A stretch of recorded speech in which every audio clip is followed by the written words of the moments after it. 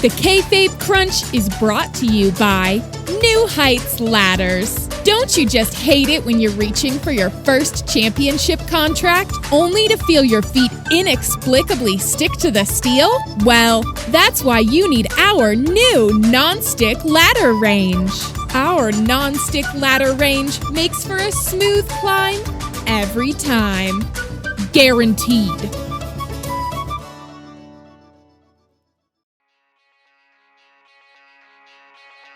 The Kayfabe Crunch. I'm not a good news. I'm not a bad news. I'm the news. Good news! This is your Kayfabe Crunch for Saturday, May 2nd, 2020.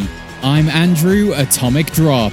Coming up, we have all the latest from NXT, Dynamite, and SmackDown. But first, on this day in grappling history, 33 years ago, Kurt Hennig defeated Nick Bockwinkel for the AWA World Heavyweight Championship when Hennig knocked out Bockwinkel with an erection. Sorry, that's a misread, I'll just take that again. When Hennig knocked Bockwinkel out with a roll of quarters. And 11 years ago today, Country Music Television announced Hulk Hogan's Celebrity Championship Wrestling, a reality series that was eventually won by Dennis Rodman, an outcome that Hogan was naturally just furious with. Here at the Kayfabe Crunch, we're pivoting away from being a live news business. We feel news is increasingly less of a live experience, and people, these days at least, are more interested in consuming news from the comfort of their own home. So our live news events for the rest of 2020 have been cancelled. Apologies to anyone who bought a ticket to see the latest news in action. You'll be issued no refund. And now let's get on with the Battling-Briefcase news.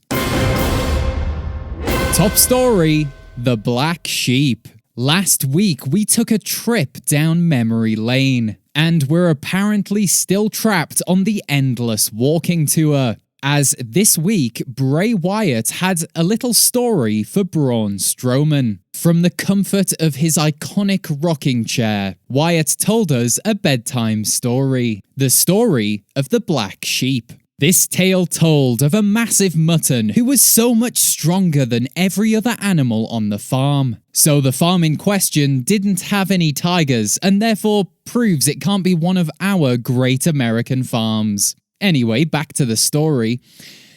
A good shepherd looked after the black sheep. He raised him, taught him well, and they had a lot of fun together. Okay, I think I see what this story is really about. I'll keep going. One day, the selfish black sheep left without a goodbye or a note. Well, sheep aren't literate, so that's fair. Eventually, the other animals abandoned the shepherd too. My guess is it's because he was trying to teach them to read and write. And they were like, F*** Tolstoy, I'm a goose. Wyatt then revealed he wants a happier ending to this story, an ending where the shepherd finds the black sheep to punish him for his betrayal, and that the shepherd wants to take the sheep down to the slaughterhouse. Okay, yep, I definitely know what this story is really about. You've hidden behind a narrative, Bray, but we all see what you're doing here. You see, the story of these fictional animals on this imaginary farm is actually just a simple allegory for Stalinist Russia. And now it's time for your fast count, the rebound lariat of news. Drake Maverick scores an upset win over Tony Nese, in that he still managed to find a way to cry about it. Charlotte Flair defeats Mia Yim. Due to this loss, Yim has been demoted from HBIC to HBIMM, head baddie in middle management. Daniel Bryan sheds light on the rumor that Vince McMahon is housing Hulk Hogan at WWE headquarters. Mr. McMahon actually has real dinosaur bones in his office. Michael Cole confirms rumors King Corbin used to be a legitimate baron before his coronation. So, what's his first name then? The final of the TNT Championship Tournament will take place at Double or Nothing, and the final of the Double or Nothing Championship Tournament will take place on TNT. Go figure. Irish-born Sheamus decimates a small athlete named Leon Ruff. In no way does this match symbolize a former cruiserweight champion and his former employer of Irish descent. Dolph Ziggler outs himself as a libertarian. Just because I know the way the world actually works doesn't make me a bad guy. Sonya Deville costs Mandy Rose a spot at Money in the Bank, meaning this duo has now officially made more of an impact on history as single stars than they ever did as a team.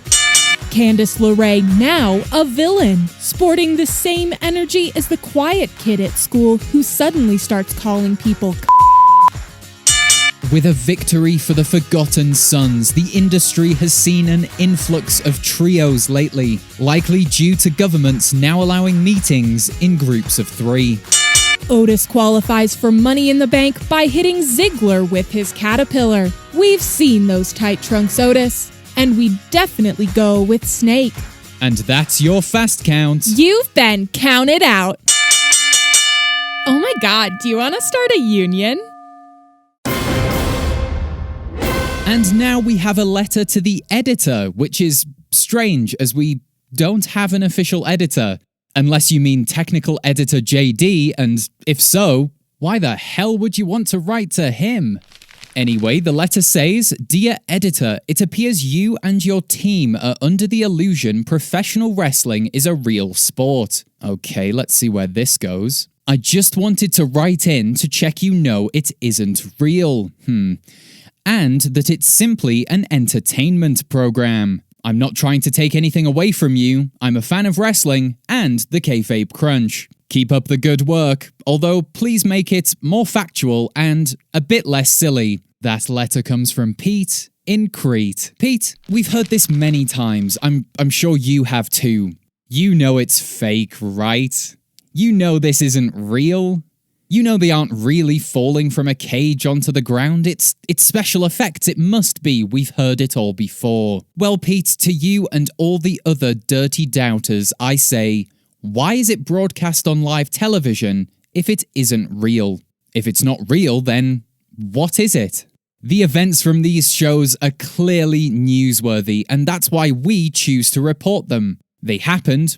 You can't say they didn't, because we all saw them with our own eyes. JR was set on fire.